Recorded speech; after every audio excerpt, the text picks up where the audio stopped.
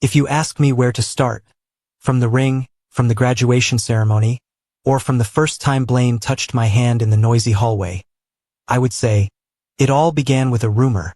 In my sophomore year of college, I was a communications major at a large public university in California. The campus was vast, lined with tall palm trees, and bathed in golden sunlight that made everything feel like it was part of some coming-of-age movie. I had a pretty peaceful life, going to classes, working part-time at the library, occasionally strumming my guitar in the dorm room. I wasn't standout. I didn't want to be, until Blaine came along. Blaine transferred into my class mid-fall semester. He was tall, with dark brown hair and green eyes that always seemed to hold a secret. He was majoring in economics but had to take some general education classes with me. On his first day, he sat next to me because it was the last empty seat.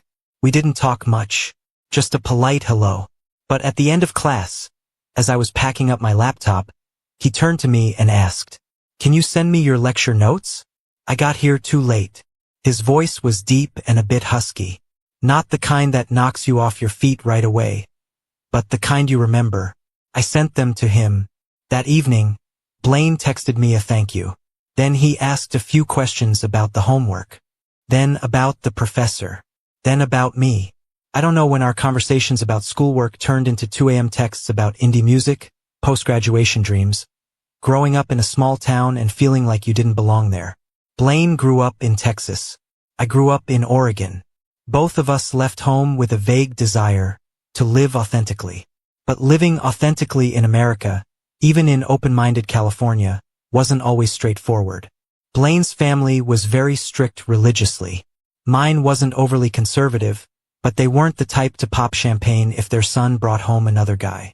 We never said it outright at first, but in the pauses between texts, in the lingering eye contact that lasted longer than normal, I knew, and I think Blaine knew too.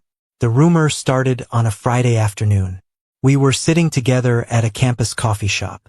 I was reading a script for a presentation, and Blaine was pretending to read a book but really just staring at me. "I'm actually reading," he said when he caught me looking back. "Yeah. Reading by staring at me?" He laughed. And then, very naturally, his hand touched my wrist on the table. Not a firm grip, just a touch, light, warm. A girl at the next table saw it. The next day, I heard 2 people in class whispering as I walked in. They went silent when they saw me. Someone else asked outright, "Emery, you and Blaine? Is it real?" "Real what?" I tried to keep my voice steady. "You know." I didn't answer, but my heart was pounding.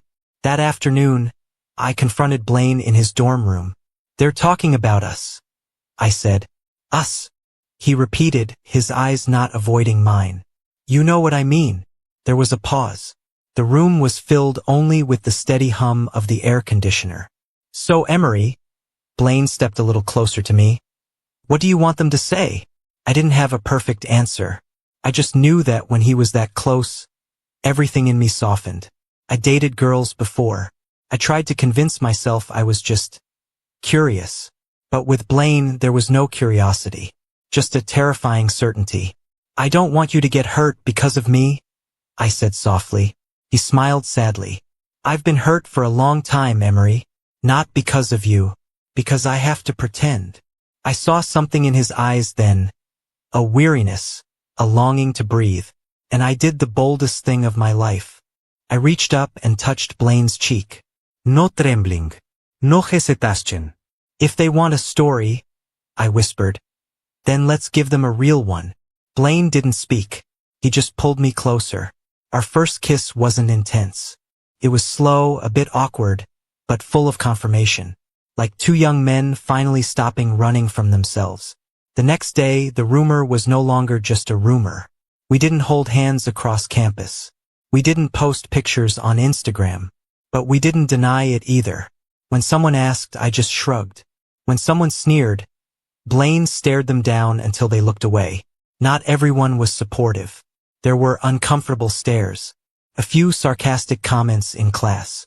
Once, someone wrote on the board before lecture, "Be our romance or more?" I erased it before the professor came in. That night, I lay on Blaine's bed, my head on his chest, listening to his heartbeat. "Do you regret it?" I asked. "No," Blaine answered immediately. "You?" I looked up at him. The yellow lamp light in the room made his eyes look softer, more vulnerable. "I'm scared," I admitted, "but I've never felt so right." He kissed my forehead. "Then we'll keep going. One day at a time." I didn't know then that the rumor was just the beginning. That ahead of us were family, graduation, jobs, distance, and a ring I never thought I'd dare to buy. But that evening, in the tiny dorm room, I knew one thing for sure. I loved Blaine, and for the first time in my life, I didn't want to deny it. Spring that year came faster than I imagined. The campus was flooded with purple jacaranda flowers. Students started talking about summer internships, GPAs, the future as if it was standing right outside the dorm door. For me, the future at that time had only one shape: Blaine. But love in college wasn't just stolen kisses in private rooms or study sessions that turned into clumsy hand touches. It was also facing the world. The rumor didn't disappear. It just changed colors. At first, curiosity, then factions. A group of friends in my communications class started being extra friendly. They invited me to Pride in San Francisco. They called me brave. I wasn't sure if I was brave. I just knew I was tired of pretending. But there were others. One evening, as Blaine and I left the gym, two guys from the basketball team walked by. One whistled. The other said loud enough for us to hear, "Texas boy fell hard, huh?" I saw Blaine freeze. Not out of fear. Out of anger. I grabbed his hand without thinking, right in the middle of the parking lot. "Come on," I said. He looked down at our intertwined hands. The yellow lights cast shadows on his face, highlighting his clenched jaw. "You don't have to do that," Blaine said softly. "I know," I replied. "I want to." We walked past them like that. No more words. But that night, in Blaine's room, he kissed me like he was affirming something. Not to them, but to himself. "Emery," he whispered between hurried breaths. "I've spent nearly 20 years being the version my family wanted. I don't want to do that anymore." I ran my hand through his hair. "Then don't." He chuckled softly. "Easier said than done." "No." I shook my head. "Loving me isn't easy." Blaine looked at me, his eyes softening. "Not easy, but worth it." We officially came out to our close friends at the end of that semester. Not a long post, not a big announcement. Just a photo of us sitting close at an outdoor music festival. Shoulders touching, eyes on each other instead of the camera. Caption. Just one word. Us. The reactions came faster than I expected. My mom called that evening. "Emery." Her voice was calm to the point of being scary. "That photo, Mom needs you to explain." I sat on the bed, Blaine beside me, his hand on my back like an anchor. "I'm dating Blaine," I said. No beating around the bush. The silence on the other end stretched. I could hear the wall clock in my family's living room, thousands of miles away. "Are you sure?" Mom asked. "I've never been surer." She sighed. "Mom needs time." I nodded even though she couldn't see. I needed time too. The call ended quietly, but not lightly. Blaine pulled me into his arms as soon as I hung up. "My parents won't just need time," he said, his voice dropping. "They'll see it as a failure." "Whose?" I asked. "Theirs." "Mine." "God's." He smiled faintly. "Blaine." I placed my hand on his cheek. "You're not a mistake." He looked at me for a long time, as if trying to memorize every feature of my face. "You make me believe that," he whispered. Summer came and we faced our first challenge. Separation. I got an internship at a TV production company in Los Angeles. Blaine stayed near campus to work for a finance startup. 2 cities, 6 hours drive apart. "Just 3 months," I said as we packed. 3 months can change a lot," Blaine replied. I didn't want to believe that. The first weeks in LA, I was swept up in work. Studio lights, constant script revisions, idea pitches. I was excited, exhausted, and missed Blaine so much my chest ached. We FaceTimed every night. Some nights just 5 minutes because I was drained. Others stretched to 2 hours just staring at each other through the screen. One night, I saw Blaine's eyes were red. "What's wrong?" I asked. He shook his head. "My dad knows." My heart dropped. "What did he say?" "He said I'm destroying my future. That no serious company wants someone like me." I gripped the phone. "Someone like you how?" "Gay." The word came out of his mouth like an unstitched wound. I took a deep breath. "You're doing great work. You're smart. You're hardworking. No one can take that from you. But he can take me from the family." That sentence silenced me. We were quiet for a long time, just the hum of air conditioners from two different cities.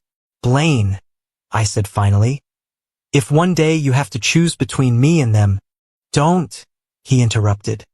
"Don't make me imagine that. I don't want you to lose your family because of me."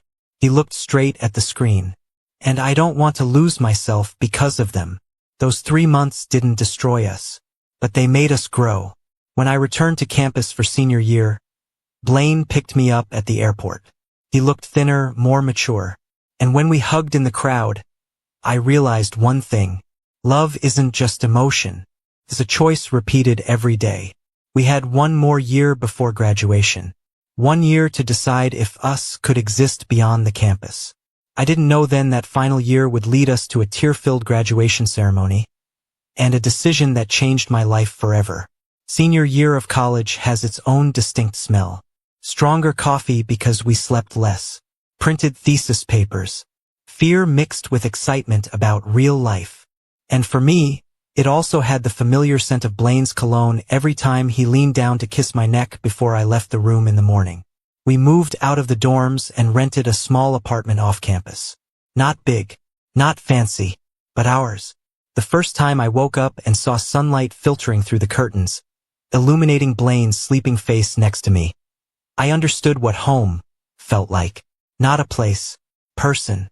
But living together was completely different from dating in the best moments of college. I'm messy. Blaine likes everything tidy. I leave coffee mugs everywhere. He hates that. I'm emotional. He tends to withdraw when stressed. There were evenings we argued over silly things. "Emery, can you at least wash the dishes right after eating?" Blaine said, hands on hips. "Can you at least not act like I just committed a major crime?" I shot back. We went silent, the air heavier than it should be. But then Blaine sighed, stepped closer to me. "I'm not mad about the dishes. I'm mad because I'm stressed, and I don't know how to say it." "Work?" I asked. He nodded. The startup where Blaine interned was considering hiring him full-time after graduation. But that meant he might have to move to New York. And me? I'd just gotten a job offer in Los Angeles. A production company wanted me as a script assistant postgrad. 2 cities, 2 dreams, 1 love. We avoided talking about it for weeks, as if not mentioning it would make it non-existent. But then one April evening, as we sat on the living room floor amid graduation documents, Blaine set his folder down. "We need to talk." I hated that phrase. "Yeah," I replied, heart racing. He looked at me, more serious than I'd ever seen. "If I take the job in New York, and you go to LA, what do we do?" I swallowed hard. "Long distance." "For how long?" "I don't know." "Emery." His voice softened. "I don't want us to just exist through phone screens." I looked down at my hands. "You want me to give up LA?" No. He shook his head immediately. "I love that you write. I love how your eyes light up when you talk about scripts. I don't want to be the one who makes you shrink." "Then what do you want?" "I want us to choose each other, but not by sacrificing ourselves." That sentence made me love him more, and fear more. We didn't decide that night, but from that moment, everything had an invisible layer of pressure. Graduation came as fast as a deep breath. The stadium was packed. Families flew in from everywhere. My mom sat in the stands, her eyes on me no longer doubtful like before. Not fully understanding but not turning away. Blaine's parents came too. I saw them from afar, dressed impeccably, ice cold. After the ceremony, amid hugs and photos, Blaine led me to them. "Mom, Dad, this is Emery." I extended my hand. His dad shook it, just firm enough to remind me he wasn't pleased. His mom only nodded. "We've heard a lot about you," she said. Not warmly. "All good, I hope?" I tried to smile. Blaine squeezed my hand lightly. "My son has great potential," his dad said. "I just hope he doesn't let personal choices derail him." The air thickened. I was about to respond, but Blaine spoke first. "Dad, I'm not derailed. I'm just following my own path." It was the first time I'd seen him speak so directly to his family. His dad didn't reply. He turned away. That evening, after both families had left, Blaine and I sat alone in the empty stands. "You okay?" I asked. He nodded, but his eyes were red. "I always thought graduation day would be perfect," he said. "But maybe growing up isn't about perfection. It's about accepting imperfection." I rested my head on his shoulder. "What do we do now?" I asked. Blaine pulled 2 envelopes from his jacket pocket. "I'm officially hired in New York." My heart tightened. "Me too," I said softly. "LA wants me to start in July." We looked at each other. No longer students. No longer boys who could hide in a dorm room. 3,000 miles, Blaine said. "But still us," I replied. He took a deep breath. "Emery, I don't want to lose you." "You won't." But deep down, for the first time, I wasn't sure. I didn't know then that distance wasn't the hardest thing waiting for us. That there were misunderstandings, silent hurts, and a decision I'd make in desperation. And years later, looking back, I'd understand that from the sophomore rumor to the ring in my suit pocket. It was all a journey to learn how not to let go. But at that moment, we were just 2 new graduates, facing 2 different cities, trying to believe love was big enough to bridge them. We started long distance in July. I moved to a tiny studio in Silver Lake, Los Angeles. White walls, old wood floors, window overlooking a street always buzzing with cars. I placed the only photo frame I brought. A graduation shot, Blaine behind me, chin lightly on my shoulder, on my desk. Blaine moved to Brooklyn, renting a room in a 3-person apartment. That city swallowed him into its frantic pace.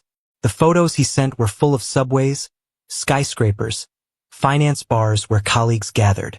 We scheduled longer video calls every Sunday night. Weekdays depended on work schedules. The first month, we tried to act strong. "I'm fine," Blaine said when I asked about work. "Me too," I replied. But the truth was, I was drowning in a cutthroat environment. At the production company, I was just a script assistant, editor, coffee runner, last one out. I loved the job, but it drained all my energy. Some nights I fell asleep at my desk. Some mornings I woke to Blaine's 2 a.m. LA time texts that I hadn't replied to. Blaine changed too. Not in a bad way. Just growing up faster. He started wearing suits more.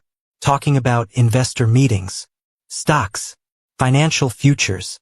I listened, proud, but sometimes felt like I was outside a world I didn't understand.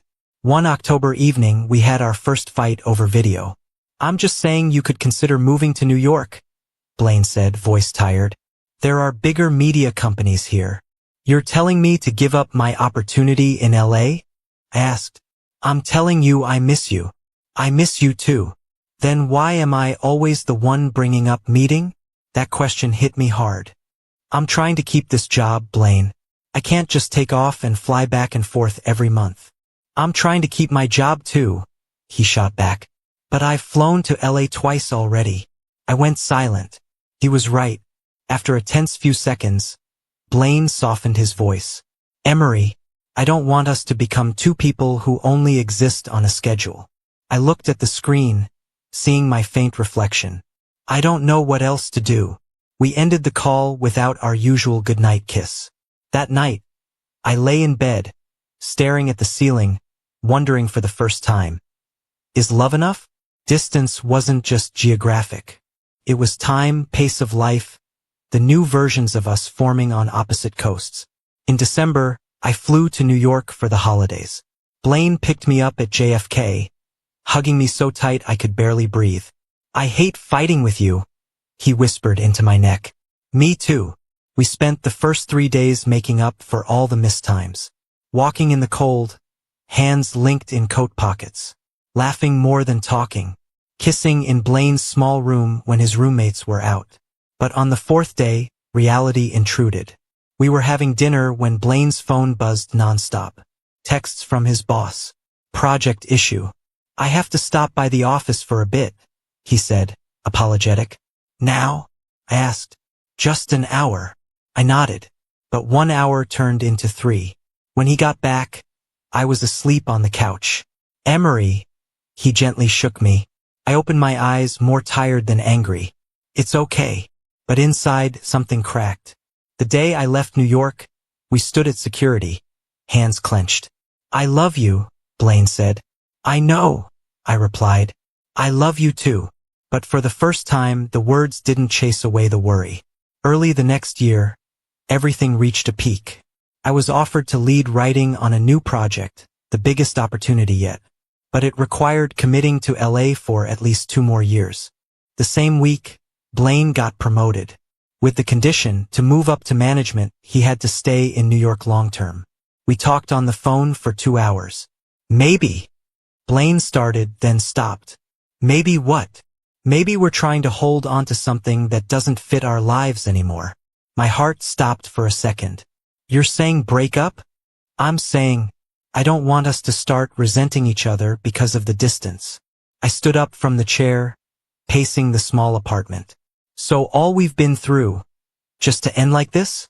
"Emery, I still love you. But not enough?" He closed his eyes.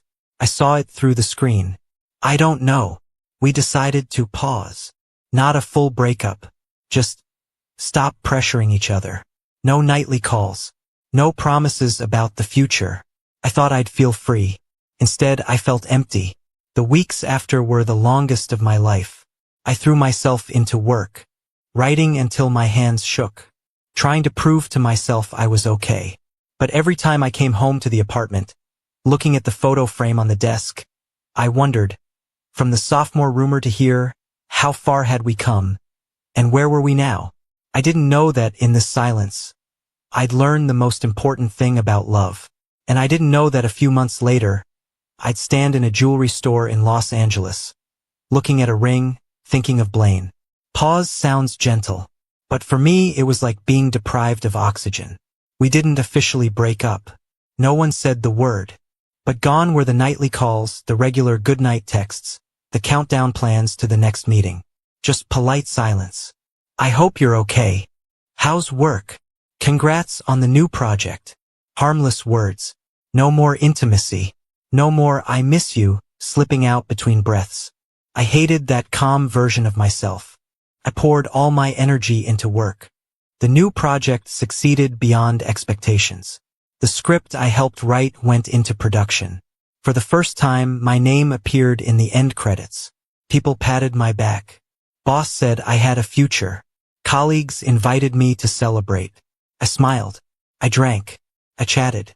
But when I got home to the apartment, I still looked at the photo frame on the desk. Some nights I picked up the phone, opened the chat with Blaine, typed a long message, then deleted it. I wondered, if love requires constant sacrifice from both, is it still healthy love? 3 months passed. One June evening, I got an unusual text from Blaine. "Emery, I'll be in LA next week for work. If you want, we can meet." My heart pounded so hard I had to sit down. "I want to," I replied immediately. We agreed to meet at a small bar in downtown Neutral, not my apartment, not his hotel. When I walked in, I almost didn't recognize Blaine.